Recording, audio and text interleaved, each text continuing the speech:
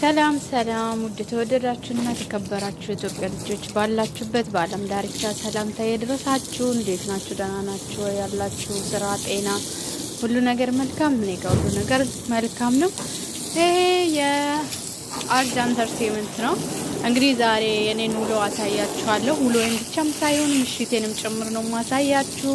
እኔ ያለሁት ካናዳ ነው። ካናዳ ለመምጣት ምን ያስፈልጋል፣ ምንስ እንሰራለን ስንመጣ፣ የስራ ሁኔታ ለምትሉት ሴት ወንድ ጾታ ሳይመርጥ የሚሰራ ከሆነ የትኛውም ስራ መስራት የምትፈልጉ ከሆነ እንደዚህ አይነት ስራ አለ። ለምሳሌ አሁን እኔ በካምፓኒ የምሰራው ይሄኛው ግን በትርፍ ሰዓቴ በየሰፈሩ እየሄድኩኝ ወይ ደግሞ ትልልቅ ሰዎቹ እንደዚህ መንገድ ላይ ወክስ ያረጉ ካገኘዋቸው ደካማዎቹን ካገኘዋቸው ጠጋ ብዬ አዋራቸዋለሁ። እነሱ በሚገርማችሁ ነገር ማለት ነው እኛ የጥቁር ልጆች እንወዳለን፣ አፍሪካኖችን እንወዳለን። ኢትዮጵያ ነኝ ምናምን ካላችሁማ በጣም ነው የምንወዳችሁ፣ በጣም ነው የሚያከብሩት። ለምን እኛ ኢትዮጵያኖች ንጹህ ነን፣ የሰው ፍቅር እናውቃለን፣ የእንስሳ ፍቅር እናውቃለን፣ የሀገር ፍቅር እናውቃለን፣ ሁሉንም ነገር እናውቃለን። እውነት ራስ ለማካበር ሳይሆን እርስ በራስ አሁን ነው እንደውን እርስ በራስ በዘረኝነት እርስ በራሳችን እያስጠቃ ነው፣ ሌላ ሰውም እየሳቀብን ነው እንጂ በፊት እንደ ኢትዮጵያ ማን አለ? ከሩቁም ብትተያዩ እኮ ያው በመልክ ብቻ ስትተያዩ ራሱ በመልክ ብቻ ኢትዮጵያ መሆንሽን ካወቅሽው በቃ ከሩቅ ነው ሰላም የምትባባይ በእጅ ማለት ነው። እንደውም በእጅ በቃ ድምጽ ራሱ የማይደርስ ከሆነ በእጅ መስኮት ላይ ቆመሽ የምታወሪበት ሰዓት አለ። ይሄ ሁሉ ያለ ነው። እኛ ነን፣ የኛ ፍቅር ነው ይሄ፣ የኢትዮጵያ ልጆች ፍቅር ነው። ግን አንዳንዶቹ ይሄንንም አይረዳም። የሰው ፍቅር ምን እንደሆነ አያውቅም። አሁን ሁሉ ነገር ተበላሽቷል እላችኋለሁኝ። ግን እግዚአብሔር ይመስገን ፈጣሪ ወደፊት እንደው ሀገራችን ሰላም አድርጎልን ሰላም ሰፍኖ ፍቅር ሰላም ኖሩን እንደ በፊቶቻችን ሁላችንም ተዋደነው ተከባብረን የምንኖርበትን አገር ያድርግልን። ኢትዮጵያ ለሰላም ያኑርልን። እግዚአብሔር እንደው ይጠብቀን ባለንበት እላለሁኝ፣ ከክፉ ነገር ይጠብቀን። እንግዲህ ያው እንደዚህ ነው። እንግዲህ ስራ እንዲህ ነው። እኔ በትርፍ ሰዓቴ እንደዚህ እየወጣው አንዳንዴ ስራ ከ8 ሰዓት ብቻ ነው የምንሰራው። ማታ በሚመጣበት ሰዓት እንደዚህ አይነት ነገር ካገኘው በ30 ደቂቃ ውስጥ $30 $50 ምናምን ሸቅላለሁ። ለምን ይጠቅማል። ይሄ ነው የሚጠቅሙ። እንደውም አንዳንዶቹማ ውሃ ያስጠጣሉ፣ አታክልት ውሃ ያስጠጣሉ። ውሾች ካሉ ከውሾቹ ጋር ከነሱ ጋር ሆናችሁ ከውሾቹ ጋር ወክ እንድታረጉ ይፈልጋሉ። እንደዚህ አይነት ነገር ስራ ሲገኝ እኔ ስራ አልመርጥም። ከሀገር የሚወጣውም ለመስራት ነው። ካናዳ ነኝ ያለሁት፣ እንደዚህ ካናዳ እየሰራው ነው፣ ውጭ ሀገር ነው ያለው ምናምን ብዬ ራሴን አካብጄ ሰዓቴንም እድሜንም አላቃጥርም። የምፈልገው ነገር ካገኘሁት ሰርች ወደ ሀገር መመለስ ነው። ማንም ሰው ሀገሩ ላይ ነው መኖር የሚፈልገው። ማንም ሰው ከሀገር ውጭ መኖር አይፈልግም።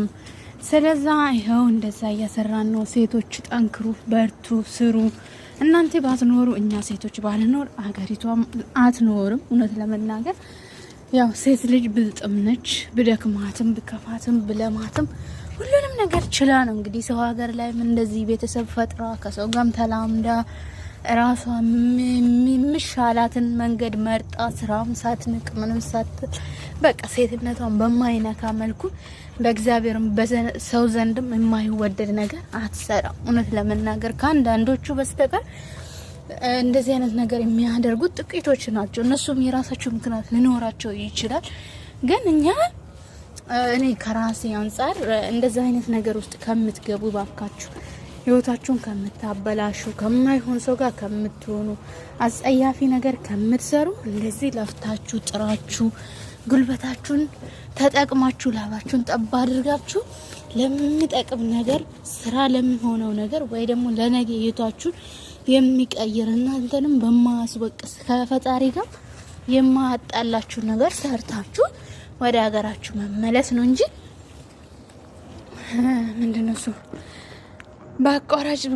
በአቋራጭ መንገድ ገንዘብን ለማግኘት ሲባል የማይሆን ቦታ መቆም በጣም ነውር ነው። በቃ በእኛ በኢትዮጵያኖቹ ዘንድ በጣም ነውር ነው። በቃችሁ እንደዚህ አይነት ነገር አታድርጉ። እንደዚህ አይነት ነገር መስራትም ጥሩ አይደለም። ለህይወታችሁም ለወደፊትም ህይወት ሊኖራችሁ ይችላል። ልታገቡ ትችላላችሁ። ባለትዳሮች ልትሆኑ ትችላላችሁ። በቃ እሌናችሁ የማይወቅሳችሁን ነገር መስራት ስትፈልጉ ማለት ነው። እኔ አሁን እንደዚህ እነዚህ ሽማግሌዎች ናቸው። ያው ሁለቱም ባልና ሚስት ናቸው። ልጆቻቸው እዚህ ሀገር አይኖሩም። እነሱ እንደውም በቃ እኛ ጋር ተቀመጪ፣ እኛ ጋር ሁኚ፣ ደሪ ከኛ ጋር እንደዚህ ሁኚ፣ እኔ ከኛ ጋር ሻይ ቡና ጠጪ ምናምን ይሉኛል። እኔ እግዚአብሔር ይመስገን እንግሊዘኛም ቶሎ ነው የለመድኩት። እዚህ ሲመጣ አገሬ ላይም ተምሬ ነው የመጣው። ምንም ከሰው ጋር ለመግባባት ምንም ነገር አልከበደኝም። እናንተ ግን ሁሉንም ነገር ሀገራችሁ ላይ ያላችሁ መሰረት ከያዛችሁ ከሀገራችሁም ስትሰደዱ ምንም ነገር አይከብዳችሁ። ከሰው ጋር የመግባባትም ይሄን ያህል አይከብድም። ለምን የትም ቦታ ብትሄዱ እኮ የሰው ፍቅር ካላችሁ እግዚአብሔር እንደው የሰው ፍቅር ካደላችሁ ሌላው ትርፍ ነው። የሰው ፍቅር ካለሽ የትም ትኖራለሽ። እንስሳም ይወድሻል፣ አውሬም ይወድሻል፣ ምንም አይነካሽም። ስለዛ እኔ ልላችሁ የምፈልገው ነገር ሀገራችን ላይ ያለን ለህይወታችን ጠቃሚ የሚሆነውን ነገር መሰረት ለሚሆንን ነገር ጊዜ እንስጥ ነው። አሁን ለምሳሌ እዚህ ከመጣ አመትም አልሞላኝም ግን ወጣለሁ። አንዳንዴ መንገድ ላይ ምሮጣለሁኝ። እነዚህ ትላልቅ ሰዎቹንም የማገኘት በዚህ ምክንያት ነው። ወጣለሁኝ እንደዚህ ጊዜ ስኖረኝ ስራ ሳይኖረኝ ስቀር ምናምን ስራ ማልገባበት ሰዓት ከሆነ ጠዋትም ይሁን ማታ እየወጣሁ እሮጣለሁ መንገድ ላይ ማለት ነው። ይሄ ደግሞ ለእኔም ለጤናዬም አሪፍ ነው፣ ለወደፊት ህይወቴም አሪፍ ነው። አእምሮዬንም ያነቃቃል፣ ከሰው ጋር እንድኖርም ይረዳኛል። ለዛ ብዬ እንደዛ ነው ማረገው። ሁላችሁ ወደድኩኝ። ዛሬ የራሴን ውሎ ነው ላካፍላችሁ የፈለግኩት። ስለዛ ካናዳ መሄድ ለምትፈልጉ ኮሜንት ስር ጻፉልን። እንዴት ነው በቀላሉ የምንሄደው? ምንድነው የሚያስፈልገን? ኢትዮጵያ ያለን ምን ማሟላት አለብን ብላችሁ ንገሩኝና እኔ ደግሞ ራሴ በመጣሁበት መንገድ የሚመቻችሁ ከሆነ በዛ መንገድ እንድትመጡ እንትን አስቀምጥላችኋለሁ። ስልክ ቁጥር ማስቀምጥላችኋለሁ። ስለዛ እኔ ልላችሁ የምፈልገው እንደ እህትነት በርቱ፣ ተስፋ አትቁረጡ። ተስፋ መቁረጥም ጥሩ አይደለም። ባገኛችሁት ሰዓት፣ በምትፈልጉት ሰዓት የምትፈልጉት ስራ፣ የምትወዱት ስራ ባታገኙ እንኳን ለጊዜ ስትሉ ከራሳችሁ ሊና ጋር ማጣላው ነገር መስራት ነው። ያው እንደዚህ ነካ ነካ አርጊያት ሄዳለሁኝ። ያው 50 ደቂቃ 30 ዶላር ያው አንዳንዶቹ ደግሞ ሌሎች ቲፖችን ይሰጣሉ። እነዚህ ትልልቁ ሰዎች ከልጆቻቸው ውጪ የሚኖሩት ለምሳሌ አሁን ልጆቻቸው ሌላ ሀገር የሚኖሩት ያውቃሉ፣ የሰው ፍቅር ያውቃሉ። ሰው ከሀገሩ ተሰዶ ሲኖር እንደኛም ችግርተኛ ባይሆንም ግን ይገባችኋል። ያው ቤተሰብ አይናፍቃችሁም ወይ? ትደውላላችሁ ወይ? አትሄዱም ወይ? ከሄዳችሁ ስንት ጊዜ ነው ምናምን ይላሉ። ይሄ ሁሉ ያው ይረዳሉ ልላችሁ ፈልጌ ነው። እና እንደዚህ ስሩ፣ ጊዜያችሁን አታባክኑ፣ ፊልም አትዩ። አንዳንዶች አሉ ያው ከስራ ስንመጣ ከስራ ስንመለስ በቃ ሻወር ይገባሉ። ከዛም በኋላ ፊልማቸውን ከፍቶ ፊልም ላይ መቀመጥ ነው። እኔ እውነት ፊልም እወዳለሁ። እንደኔ ፊልም የሚወድ እዚህ ምድር ላይ ያለ አይመስለኝም። ግን ምንድነው ያው እቺን በቃ በአቋራጭ ነገር የማጠራቅማት ነገር ለቤተሰቦችም ተጠቅመኛለች፣ ለእኔም ትረዳኛለች፣ ለወደፊት ህይወቴም ጥንካሬም ይሆነኛል፣ ለጤናዬም አስፈላጊ ነው ብዬ ስላሰብኩት እኔ አንዳንዴ እንደውም መጽሐፍ ነው የማነበው። አንዳንዴ መጽሐፍ አነባለሁኝ። ካልሆነ ግን እንደዚህ ተታገኝ ወጥቼ እሰራለሁ። ወጥቼ ነው የምሰራው። ምንም ነገር በቃ እንደዚህ 30 ደቂቃ በ20 ደቂቃ ውስጥ እንደዚህ አይነት ነገር ከሰራ ስገባ ሻወር ወስጄ ራስ የሚቀርበው እዛው ነው። አኮሞዴሽን ነው። ስለዛ እንደዛ ነው የምንኖረው ልላችሁ ፈልጌ ነው። ከኔ ተማሩ፣ ትምህርቱ ሰዱ። ሰው ከሰው ነው የሚማረው።